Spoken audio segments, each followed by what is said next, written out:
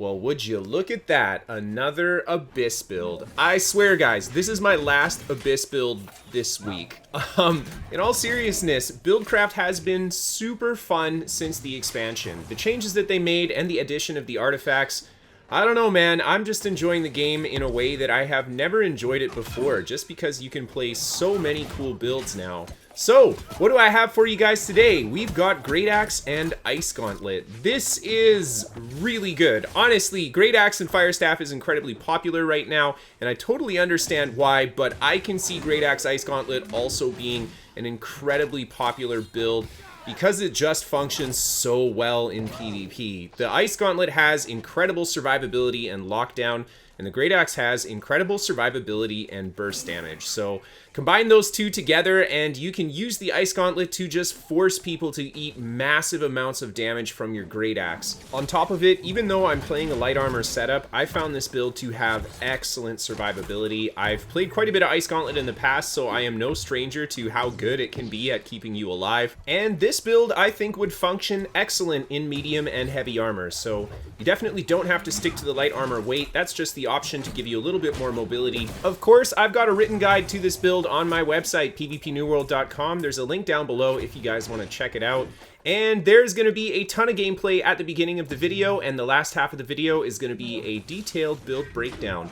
So without further ado, let's get right into that PvP commentary. As you guys can see, I've already racked up quite a few kills in this fight here, and now I've got a pretty tricky fight against an opponent who's running a lot of shirking heals, and you can just tell when he dodges my attacks. But I think he's running the Ankh too because he's not healing up a lot outside of when we're in combat. I do manage to get a hook on him with the Great Axe and then go right away into the Entomb just to tank that next attack. And I try to land the heavy. He's just out of range, but the Reap does connect. And there's the light attack. Almost get the finish, and I do get him with the poke. But there we go, a bunch of red end up jumping on top of me. And of course, I end up coming back to the enemy outpost side here, and I find one enemy player. He ends up putting some pretty good damage into me with his greatsword. I go into the Entomb just to tank that incoming spin, and I see the archer coming at me as well. I throw down the ice storm, and I try to get them with the Reap. Unfortunately, he had grit up and he hits me with the sweep, so I take a lot of damage, but there you see the mobility from the Great Axe mixed with the snare of Ice Gauntlet. I am able to break that distance and heal up. And then I throw down the Ice Shower around this corner. I do manage to catch him with it. The Ice Storm as well, and he misses his stun. I go for the Reap, roll behind him after he goes for his combo attack, and there is a super nasty amount of damage. Oh my god, man. I'm pretty sure he was in onslaught stance there because we hit him for a stupid amount of damage with both of those attacks. And then this guy here, we just bounce around a little bit, manage to catch him with the Reap, and he goes down as well. A little bit more time goes by, and these guys end up charging into the doorway here. The first player I get with the Reap to pull him into the snare, and then the heavy attack into the execute. He goes down really fast, and this guy is unfortunately destroying the spawner there, so I back up a little bit as everybody comes in, throw down the Ice Storm, and I actually get some pretty good damage on the healer in the back there, so I get on top of him with the greatsword, manage to land that damage with the Reap, and then just a light attack after his dodge, and he ends up going down. The musket player right away, my next target, he's pretty squishy, but we got a few friendlies coming in. And they're going to help me clean everything up, but a little bit more time goes by. The enemy players end up coming back, and I right away just put my ice crap on the doorway, preventing people from charging in. Even if they don't do any damage, I like that move because it just splits the enemies up. This enemy musket player, he tries to get away. I managed to land the Reap into the execute, and then me and the friendly end up taking him down. So much damage on those combos, man. If people get caught, it is absolutely devastating. And then I go for a little bit of a trade with the Spear Sword and Board player. He is pretty tanky, and he's got a lot of healing power with the shirking heals, so I'm just going to ignore him and try to pick out some squishier targets. Here we go, Flamethrower guy. I managed to get really good damage with the Reap. Unfortunately, the Spear player does land that stun, but again, he's really tanky, so he doesn't do a lot of damage. It's just kind of slowing me down a little bit. And I go for the Gap Closer onto the inside here, and a beautiful execute. Oh my god. Literally just 2 hits, and we're doing over 10k damage. So much burst damage with this Great Axe. And, well, I do my best to survive, but eventually I get killed by those guys. So we're moving on to the next fight. 2 enemy players jump on top of the outpost here. And I'm just going to start by putting my ice stuff down. I did get some decent damage with the Reap there, but I'm going to use the Ice Shower here just to kind of kite these guys out and reposition. Unfortunately, I take a lot of damage from some of those combos, but I land the Execute after that. Reap so much damage. And then just one enemy player left. I right away throw the Ice Shower down, and I do hit him with that heavy attack as well. Unfortunately, I don't have the Frostbite buff, though, so I don't actually get the Immobilize on him. And then there's that heavy attack into the Execute, and he just kind of weirdly holds still. I'm not sure why he did that, but I do end up rolling the hammer, and then just keep swinging those heavy attacks. The Reap ends up getting him, and he goes down. A nice little 2v1 there. Move it on to the next clip. This guy is trying to get away. I'm just putting the damage in with the Great Axe. I love the Bloodlust too. He's not going to be able to escape. Oh, he might. I do get him with the light attack. He ends up going down. And look at this. So many enemy players charging at me. Right away, the Ice Shower goes down. And the beautiful Reap, man. So much damage. I go for the Execute. He just rolls out of the way. That would have been a kill. So good job on his part preventing me from landing that combo. But right there is just a good example of how well a build like this can hold some ground. We held everybody back for a moment, and we were able to escape. But they do end up charging in. We're very outnumbered in this fight, so I go for the roll, try to use my Great Axe Gap Closer to get out of there. Unfortunately, I hit an enemy player, so I'm forced into the Entomb. But I do manage to break that distance eventually and get to safety here. But I do find a red player out here who ends up following me. So as he comes around the corner, I hit him with that Reap. Right away, Gap Closer on top of him. And I try to land that heavy attack. He saw it coming. He ends up rolling back. So I throw down the Ice Shower and go for the Ice Storm as well. I do clip him with it, so he eats that snare. And there you see it, man. Gotta love that Execute. He goes down. Two more enemy players end up jumping on top of me. There's huge damage on that Reap. And then I go for the heavy attack into the Gap Closer. He ends up rolling the Gap Closer portion, so I don't get the kill on him there. And I end up gassing my stamina, which is definitely not a good thing. But the pull from the Scorpion Sting player kind of helping me out there. And there's a nice connection on the Reap. So much range on it. And he ends up going down, and a little bit of time goes by, and I keep doing my best to try to hold this position and just fight in this location. I throw the Ice Shower down. Oh my god, that heavy attack into the Execute. One player goes down, the second player almost dead, and that is just how fast this build can nuke people. Oh man, seriously, I love the burst on this guy.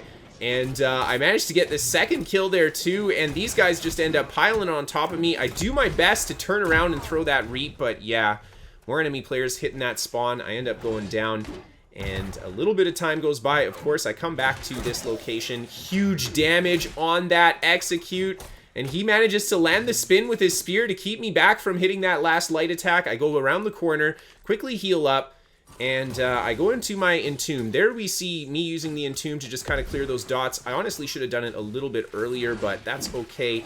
And I get on top of him with the Gap Closer, and there's the Reap to finish him off. And now this other archer player that's shooting at me, I just head towards him. Just throw that naked Execute. I'm okay with that. Honestly, if you lead with it, sometimes people don't expect it. And he ends up doing a good job dodging the attack, though. I do land that Reap, and he steps inside the Ice Shower. Oh no, this poor guy. And there's the Execute. I do land, but he manages to get the potion just in time. And I land the first heavy attack, the second heavy attack. He ends up going down, and that's it. All right, let's take a look at that build. Starting off with the attribute points, we are rocking 418 intelligence, 25 focus, and 155 constitution. I like the 25 focus for the ability cooldown reduction, but this is optional. Ideally, though, you want to have as much intel as possible. I think 150 con is more than enough for a build like this. If you want it to be tankier, or if you're going for a heavier armor weight, feel free to add more constitution, but I would recommend around 150 because this is definitely a close-ranged fighter. Taking a look at the weapon masteries, starting off with the Great Axe, I've gone for a full Reaper tree. We've got the Charge, we've got Reap, and we've got Execute. All of these skills can deal a ton of damage in combination with a light or heavy attack into the skill. So you have a lot of burst options with a kit like this, not to mention the utility that Execute, Reap, and Charge have. Execute giving you a pretty beefy heal thanks to that perk we have on our armor. Ideally, I would have it on the axe, and this would be an incredibly good heal. And then, of course, Reap for that stagger and the healing that it gives. and the Gap Closer of Charge. For the passives, I'm mostly just focused on damage increasing and life stealing. Of course, I want that Bloodlust. And something to keep in mind too is that on the right-hand side, I invested a bit into the heavy attacks, adding grit to them and making the heavy attacks pull and root thanks to the gravity perk. And the reason I did this is because heavy attacks, in my opinion, are a huge part of Burst with Great Axe, and it works really well with all of the skills that we have here. Now, taking a look at the Ice Gauntlet, we have got Entombed, Ice Shower, and Ice Storm, so a very utility-focused Ice Gauntlet kit. And I like this a lot because Great Axe is where a lot of the damage of this build is going to come from, so the Ice Gauntlet is mostly for that utility that it provides, and of course giving us access to a pretty decent long-ranged light and heavy attack. Now, I'm only 17 Ice Gauntlet at the time that I did this video, and yeah, it's still a really good build. I actually am not going to go for the Ultimate Chill passive. Instead, I'm just going to try to invest into these 3 passives here when I do eventually get the points for them, just adding a little bit more utility and movement to this build. Something worth mentioning, though, is definitely the Blocking Stamina passive. Ice Gauntlet has an incredibly good block thanks to this passive, so this is one that I definitely would recommend you guys put a point into. But for the most part, we're going to use Ice Storm to slow people down so we can get on top of them with our Great Axe, or hold a point with it because people really don't want to run through an Ice Storm if they can help it. And then we've got Ice Shower. This is your big combo setter for the build. If someone gets stuck in this, or if you pull them into it with Reap, you can then set up huge heavy attacks into your other skills. And yeah, this is a really good way to ensure that you can land the execute. And then, of course, Entomb. I like this not only because it can save you from a tricky spot, but it removes all conditions on you when you use it, which is a huge deal because you can use it to just purge off a ton of dots. Dots are out of control this patch, so I definitely think that Entomb has incredibly good utility right now. And then let's take a look at the gear, starting off with the Great Axe, the Abyss. Yeah, this guy is amazing, of course. It is the weapon that puts this build together.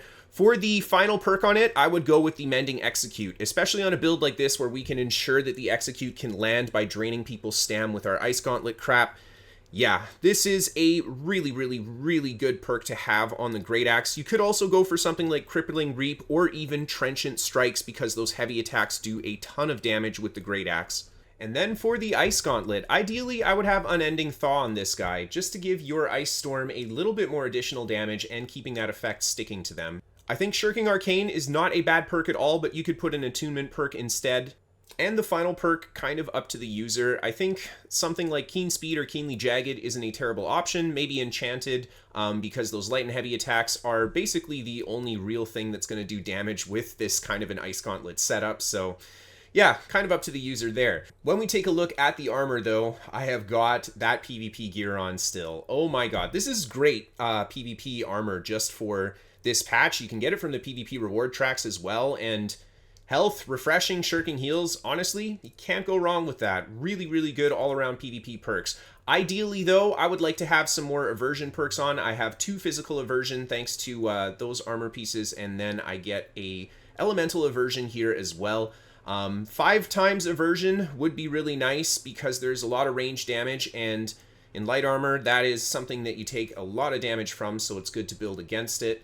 If you're playing the heavier armor weights, I think something like Enchanted Ward might get a little bit more usage for you. But you definitely want that shirking heals, and you want to have that 4 out of 4 refreshing if you can get it. For the weapon perks that I run on the armor, I have Mending Execute here. Like I said, I would like that on my axe, but I would put Crippling Reap on the armor if I had a piece that had it on my Iron Man. And then I would also love Deadly Frost on this build as well. It will add a dot to the Ice Shower and reduce the cooldown of it a little bit. Deadly Frost is only slightly better on the Ice Gauntlet, so you would definitely want to have the Deadly Frost on your armor if you can.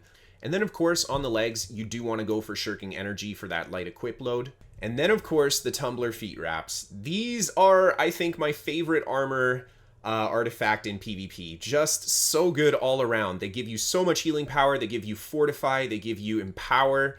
Yeah, incredible boots. On top of it, they have no cooldown like Shirking Heals, making them much better healing-wise than Shirking Heals is alone. And last but not least, I have Shirking Heals as the final perk on here as well. So, yeah, Tumbler Boots, really, really good. And then for the jewelry, I've got the Champion's Amulet here. This is great stamina recovery, health, and shirking and power.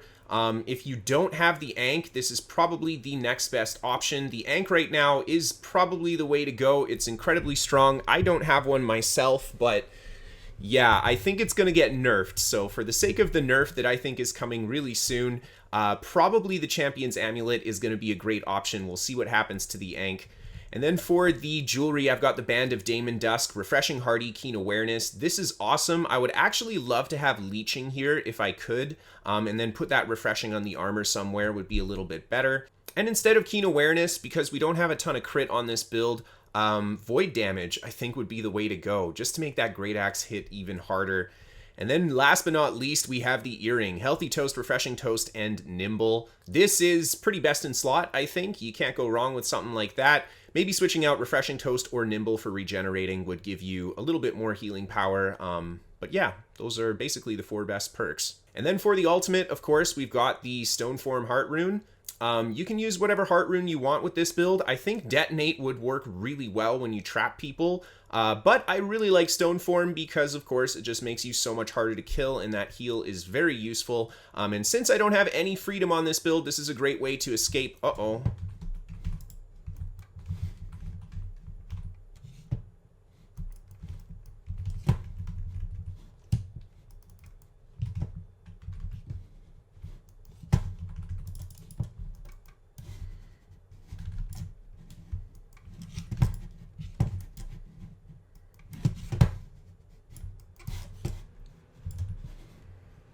And since we don't have freedom on this build, this is a great way to escape from stuns and stuff like that. Sorry, I am filming this in OPR and I'm trying to get it done as fast as I can just because it buffs my stats up in here so I can give you guys a little bit better looking of a build for the video. And there you go, guys. There are the resists. You want to build against, I think, fire and thrust damage most of all this patch. But I think there is an argument for building against void damage because the Abyss is such a popular weapon right now. And there you go. That is the build. Thank you guys so much for watching. I hope you liked this one. This was a ton of fun to play. I might play it a little bit more, honestly. I don't know. I'm quite in love with this Abyss axe. Again, if you want to see a written guide to this build, you can find it on my website, pvpnewworld.com, as well as so many more. And if you have a clip you want to see in the New World Top 5 fights, I would love to make the next episode as soon as possible. You can send that to Kristofer at pvpnewworld.com. Of course, if you want to catch that odd live stream from me, there's a link to my Twitch down below too. A big thank you to our sponsor, ExpressVPN. They help keep you safe on the internet, and you guys can get a deal with your first purchase thanks to the link down below. And last but not least, a massive thank you to all of my patrons on Patreon. Thank you guys so much for supporting, keeping the show going. Honestly, I love how New World has changed over these past couple years, and I think if the game can keep going this direction, man, we might have one hell of a good MMO on our hands. So thank you guys again for watching, and have a great night, everybody. I'll see you next time.